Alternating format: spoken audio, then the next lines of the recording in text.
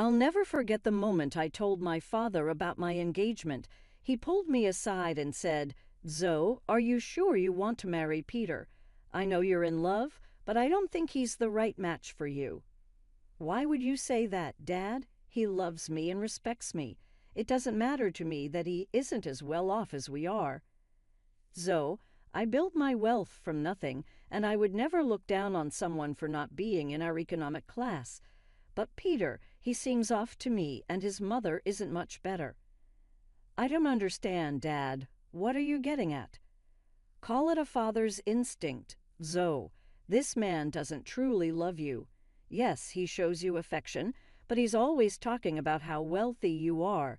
I overheard him bragging to his friends that he bagged the rich brat, and Julia just laughed along with him." "You must be mistaken, Dad. Peter would never say those things about me. Julia also loves me a lot. I'm sure she would scold Peter if he tried to joke like that. Sometimes I wish I had listened to my father. He knew what he was talking about, but I was a stupid girl in love. My mother passed away 2 years before I got married. My dad was sick and wasn't long for this world. I was desperate to hold on to something that would give me the will to live. Peter and Julia became those people. My dad was a rich man. He made a series of good investments that made him very financially well off. I worked hard at my job and earned a moderate salary as well. All in all, we were pretty comfortable in life. My husband, Peter, and his mom, Julia, weren't that well off. Yes, Peter did earn more than me, but he came from a very humble background. His field wasn't good enough to make him a millionaire. Peter did hold some resentment towards it. He and Julia liked sophisticated and expensive things. He often complained about not having enough money. I was always glad to help them out with the little allowance my dad gave me. I even let Peter and Julia move into my house after marriage. But neither Peter nor Julia were happy with my house. They said, "It's such a shame that you live in a small house. Your dad literally lives in a mansion. How come you bought such a small townhouse?" "I don't earn a lot, Peter. Dad lives in a mansion because he has lots of money. I'm a simple office employee earning a moderate salary. This house was difficult for me to buy as well. Dad helped me out with the down payment." "Well, if he helped you out, he should have gotten you a better place. I'm sure your mom left him something to give you when you became older." "I'm not entitled to anything, Julia. Whatever my mom left behind is my dad's now. She died suddenly, so there was no will. I don't mind if I don't get anything. I'm happy with the way things are." "That's a ridiculous thing to say, Zoe. I sure would have loved to inherit a lot of money. You know what? Your dad should trade houses with us. He lives alone, so he doesn't need the space anyway, right, Mom?" "Yeah, Peter's right, Zoe, you can ask." "Absolutely not. That house is my dad's, and he deserves to live comfortably as long as he is alive." "Well, he won't be alive for long now that he's sick. We can wait and compromise for a few years and see what happens. Ultimately, everything will be yours after your dad dies. You will have plenty of money to buy a big house and more."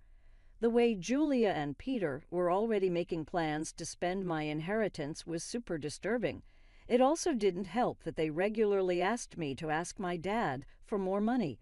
It's not like we were hurting for cash. Peter and Julia simply wanted the millionaire life, even if they weren't one. Honestly, I was getting tired of their behavior.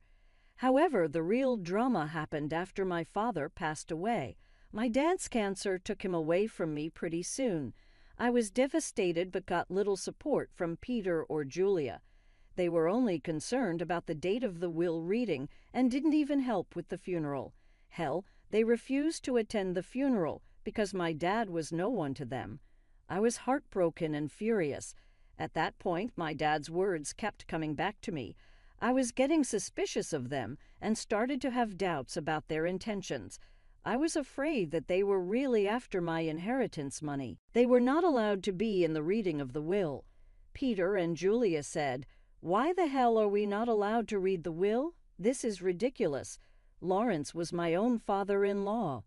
"Yes, this is ridiculous. We are family and should be present for this event.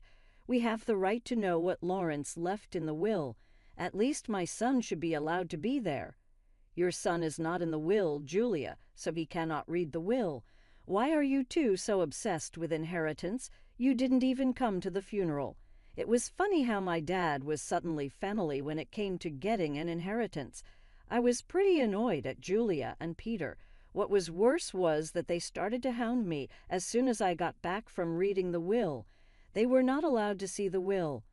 I had a hard time dealing with the grief of losing my father, but I got no words of support or sympathy from them.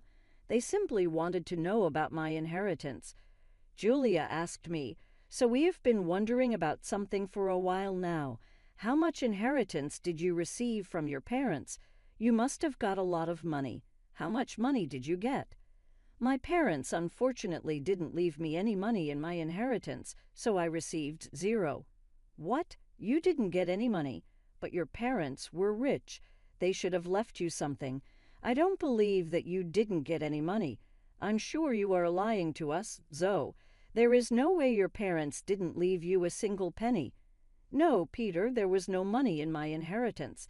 The will didn't even mention me getting any kind of money. You can check my bank balance in a few days and find out." "But what about their riches? Who will get those? You are their only child."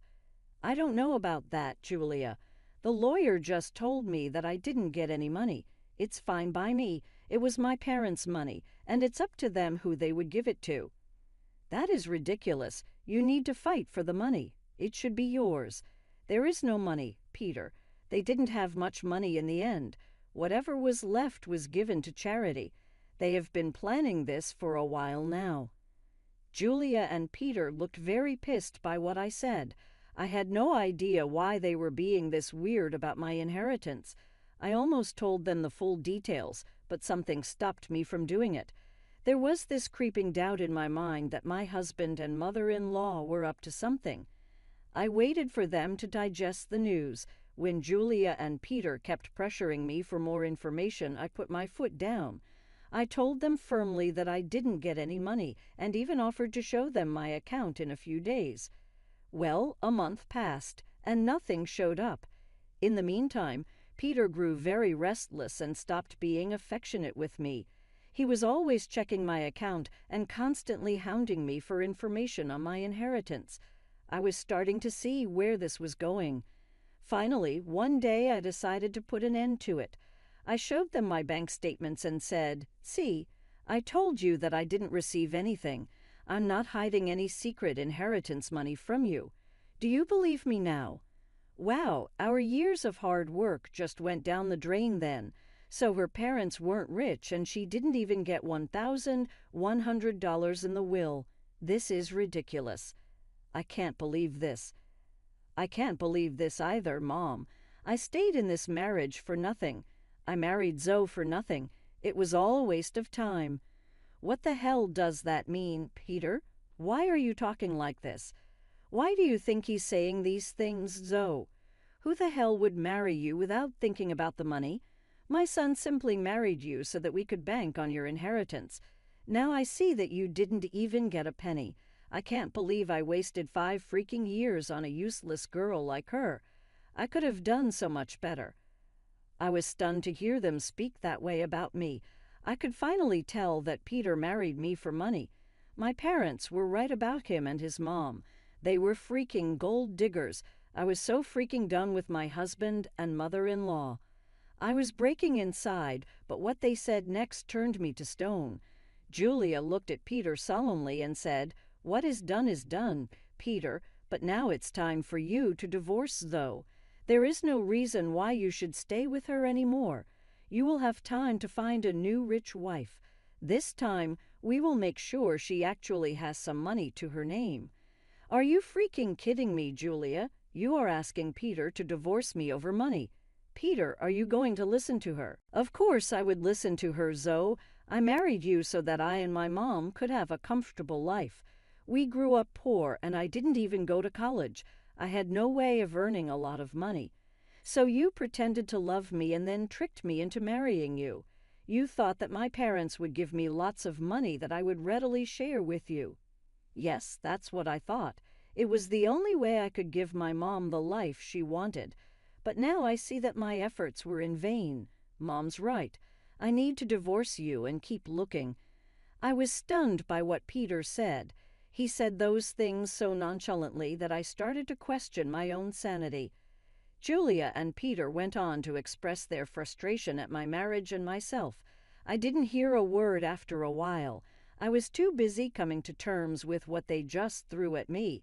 Their total lack of reaction and Peter's sudden shift in behavior were both depressing and angering to me. After a point, I was so mad that I wanted to scream and throw things.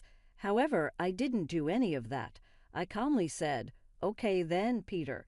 If a divorce is what you want, you will get it. I was never the one to say no to your demands. I might as well give in to your demand. Now, as a last favor, so you will agree to a mutual divorce. It'll save us both a lot of money. By the looks of it, you don't have much to go on anyway. Don't think of this as an opportunity to get alimony from my son. We will fight you tooth and nail before you give up that dream. You better preserve your lawyer fees and agree to a mutual divorce. It'll be best for you." "You're right. I don't have a lot of money right now, so I decided something. I will agree to a mutual divorce, but you have to sign a clause saying that we won't share any of our assets with each other."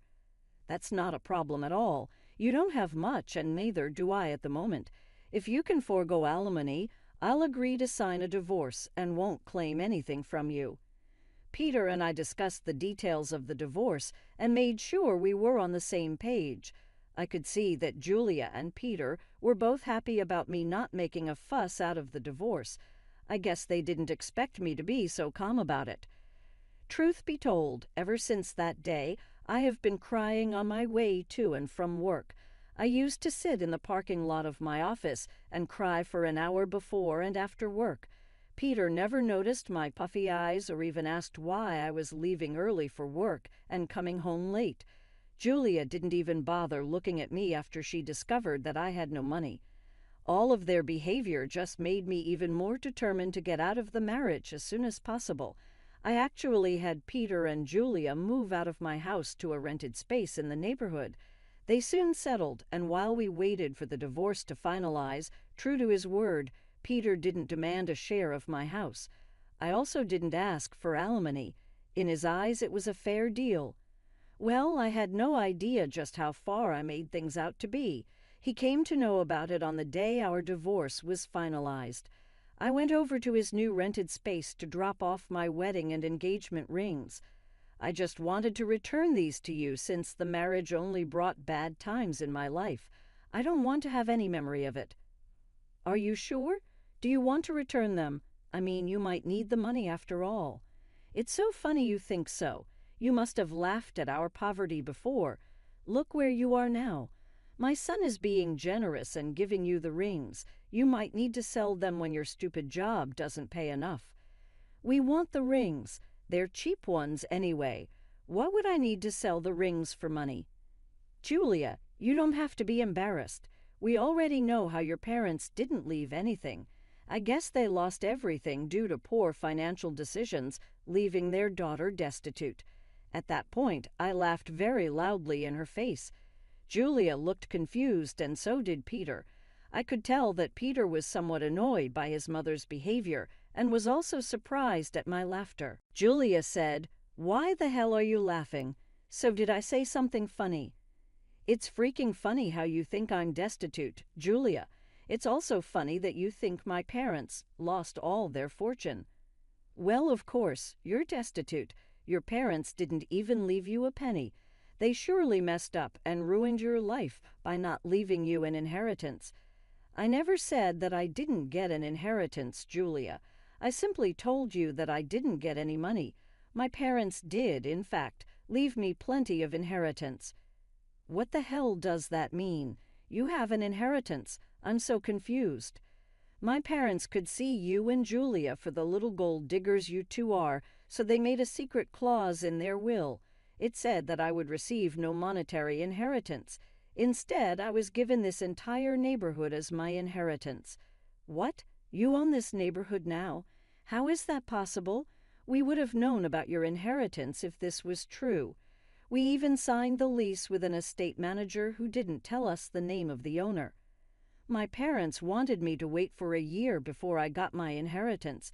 They wanted me to test you too and see if you were really with me for money or love. Well, of course, you failed the test, and now you won't get anything from me. Also, the estate manager was appointed by my parents to take care of the property before I inherited it. They were smart people.